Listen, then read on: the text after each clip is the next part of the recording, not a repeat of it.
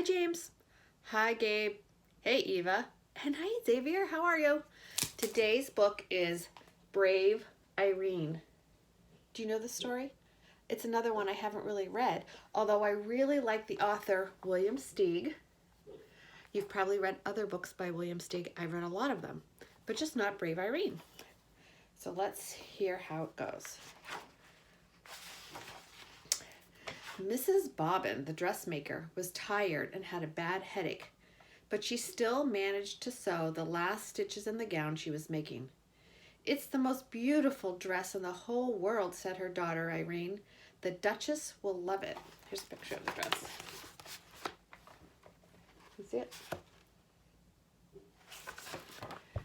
"It is nice," her mother admitted, "but Dumpling, it's for tonight's ball, and I don't have the strength to bring it. I feel sick." "Poor Mama," said Irene. "I can get it there." "No, Cupcake." "I can't let you," said Mrs. Bobbin. "Such a huge package, and it's such a long way to the palace. Besides, it's starting to snow." "But I love snow," Irene said. She coaxed her mother into bed, covered her with 2 quilts, and added a blanket for her feet. Then she fixed her some tea with lemon and honey and put more wood on the stove. With great care, Irene took the splendid gown down from the dummy and packed it in a big box with plenty of tissue paper. "The dress warmly, Pudding," her mother called in a weak voice, "and don't forget to button up. It's cold out there and windy." It's like today, actually. I just walked the dogs. It was so cold. It was snowing, giant snowflakes on me. Dogs didn't care because they have fur coats. I just had a regular coat. Irene put on her fleece-lined boots, her red hat and muffler, her heavy coat, and her mittens. She kissed her mother's hot forehead 6 times, then once again made sure she was tucked in snugly and slipped out with the big box, shutting the door firmly behind her. You can see she's packing up the dress, put her mom in bed. She's getting ready to go.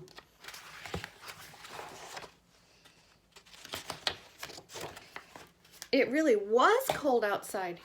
Here's a nice picture. She's struggling with that big box in the snow. You see it? It really was cold outside, very cold. The wind whirled the falling snow flakes about this way and that way and into Irene's squinting face. She set out on the uphill path to Farmer Bennett's sheep pasture. By the time she got there, the snow was up to her ankles and the wind was worse. It hurried her along and made her stumble. Irene resented this. The box was problem enough. "Easy does it," she cautioned the wind, leaning back hard against it. "It's hard. Look at boxes as big as she is, and she's carrying it right into the wind." More pictures of Irene with the box. It looks like it's still windy. It's blowing her around. By the middle of the pasture, the flakes were falling thicker. Now the wind drove Irene along so rudely she had to hop, skip, and go helter-skeltering over the knobbly ground. Cold snow sifted into her boots and chilled her feet. She pushed out her lip and hurried on. This was an important errand. When she reached Apple Road, the wind decided to put on a show. It ripped branches from trees and flung them about, swept up and scattered the falling snow, got in front of Irene to keep her from moving ahead. Irene turned around and pressed on backwards. You ever had to walk backwards in the wind? I have. Sometimes it's better because at least then it's not in your face, making your eyes water and your nose run. "Go home," the wind squalled. "Irene, go home." "I will do no such thing," the wind said Irene. "No such thing, you wicked wind." "Go home," the wind yodeled. "Go home," it shrieked, "or else." For a short second, Irene wondered if she shouldn't heed the wind's warning, but no, the gown had to get to the Duchess. The wind wrestled her for the package, walloped it, twisted it, shook it, snatched it, but Irene wouldn't yield. It's my mother's work, she screamed. Then, oh woe, the box was wrenched from her mittened grasp and was sent bumbling along in the snow. Irene went after it. Here it is, wrenched out of her hands. I hope if she makes it to the palace, they give her some hot chocolate. She pounced and took hold, but the ill-tempered wind ripped the box open. The ball gown flounced out and went waltzing through the powdered air with tissue paper attendants. Irene clung to the empty box and watched the beautiful gown disappear. How could anything so terribly wrong be allowed to happen? Tears froze on her lashes. Her dear mother's hard work, all those days of measuring and cutting, pinning, stitching for this? And the poor Duchess. Irene decided she would have to trudge on with just the box and explain everything in person. Can you see right here? The box is empty. The dress is flying through the air, and it had been so nicely wrapped up in tissue paper. And it's flying through the air. Uh-oh. I hope this turns out okay. She went shuffling through the snow. Would her mother understand, she wondered, that it was the wind's fault, not hers? Would the Duchess be angry? The wind was howling like a wild animal. That's how my dogs howl. Suddenly, Irene stepped in a hole and fell over with a twisted ankle. She blamed it on the wind. Keep quiet, she scolded. You've done enough damage already. You've spoiled everything. Everything. The wind swallowed up her words. Oh, she looks miserable. Can you see her face up close? That's a sad face. She sat in the snow in great pain because she's twisted her ankle, afraid she wouldn't be able to go on, but she managed to get to her feet and start moving. It hurt. Home, where she longed to be, where she and her mother could be warm together, was far behind. It's got to be closer to the palace, she thought. But where? Any place in all the snow, she couldn't be sure. Uh-oh, now she's almost lost. She's just sitting there sad. I don't like being cold like that. That just reminds me. I got in from my dog walk and I made a cup of coffee. And now I've come upstairs to read this book and left my coffee downstairs, and it's going to be cold. I'm going to have to make another cup of coffee when I go back downstairs. Ugh. She plowed on again, dragging furrows with her sore foot. The short winter day was almost done. Am I still going the right way, she wondered. There was no one around to advise her. Whoever else there was in this snow-covered world was far, far away and safe indoors. Even the animals in their burrows. She went plodding on. Soon night took over. She knew in the dark that the muffled snow was still falling. She could feel it. She was cold and alone in the middle of nowhere. Irene was lost. I'm starting to get scared. She had to keep moving. She was hoping she'd come to a house, any house at all, and be taken in. She badly needed to be in somebody's arms. The snow was above her knees now. She shoved her way through it, clutching the empty box. There she is, trudging. Now it's getting dark out. It's nighttime. Still trudging. Still got that box. Let's see.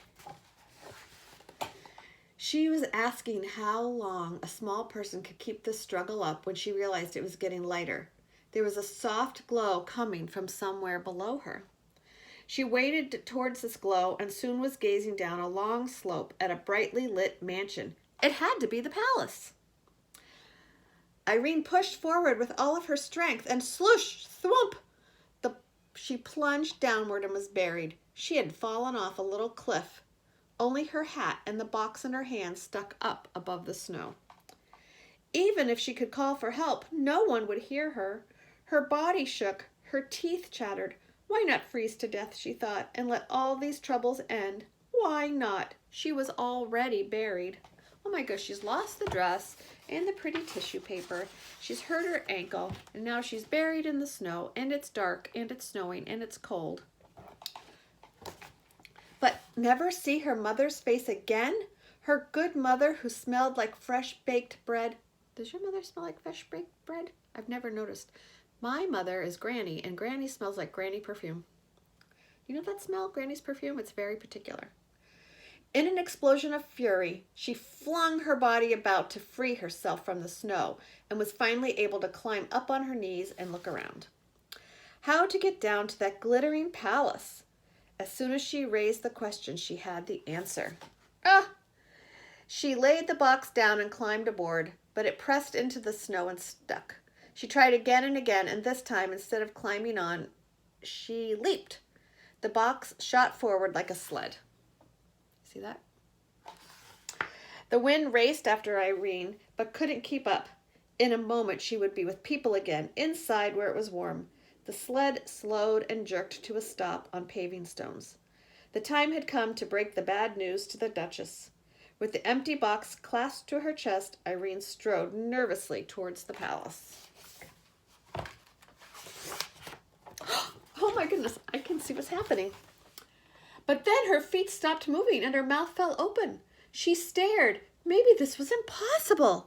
Yet, there it was, a little way off. I'm trying to keep you from seeing the picture because the picture's too amazing. I want you to listen to the words to find out what happens next. The picture gives it all away. She stared. Maybe this was impossible. Yet there it was, a little way off, and over to the right, hugging the trunk of a tree, was the beautiful ball gown. There it is. It's a miracle. The wind was holding it there. "Mama!" Irene shouted. "I found it!" She managed somehow, despite the wind's meddling, to get the gown off the tree and back in its box. And in another moment, she was at the door of the palace. She knocked twice with the big brass knocker, and the door opened, and she burst in. There she is, knocking. That's a big door. She was welcomed by cheering servants and a delirious duchess. They couldn't believe she had come over the mountain in such a storm all by herself. She had to tell the whole story, every detail, and she did. Then she asked to be taken right back to her sick mother, but it was out of the question. The road that ran around the mountain wouldn't be cleared until morning. "Don't fret, child," said the Duchess. "Your mother is surely sleeping now. We'll get you there first thing in the morning." Irene was given a good dinner as she sat by the fire, the moisture steaming off her clothes. The Duchess, meanwhile, got into her freshly ironed gown before the guests began arriving in their sleighs. But there she is, by the fire, giving the Duchess the dress, and then look, she's getting to have some nice warm food in front of the fire. Oh, she's even got a butler waiting on her. It looks like he has an ice cream sundae with a cherry on top for her. I'm surprised the people could come to the ball with their sleighs, but none of the sleighs could take her home. I don't understand that. What a wonderful ball it was. The Duchess in her new gown was like a bright star in the sky. Irene, in her ordinary dress, was radiant. She was swept up into dances by handsome aristocrats who kept her feet off the floor to spare her sprained ankle. Her mother would enjoy hearing all about this fancy party. There she is. There's Irene dancing with one of the fancy men. There's the Duchess in her new gown. It's pretty nice they let her go to the ball, even though she's just a regular little girl. Early the next morning, when the snow had long ceased falling, Mrs. Bobbin woke from a good night's sleep feeling much improved. She hurried about and got a fire going in the coal stove. Then she went to check on Irene. But Irene's bed was empty. She ran to the window and gazed at the white landscape. No one out there. Snow powder fell from the branch of the tree. Look, she's gone in, but there's Irene's bed. No one slept in it. If I was that mother, I'd be pretty worried. Right? She's got her dolls there. She's got her stuffed animal, but the bed's all made. "Where is my child?" Mrs. Bobbin cried. She whipped on her coat to go out and find her. When she pulled the door open, a wall of drift faced her. Oh my gosh, one time, I don't know if you guys are old enough to remember, it snowed so high that when you opened the sliding glass door, you couldn't even see outside because the wall of snow was so high. That's what's happened here. But peering over the wall of snowdrift, she could see a horse-drawn sleigh hastening up the path, and seated on the sleigh between two large footmen was Irene herself, asleep but smiling. What's that? There she is.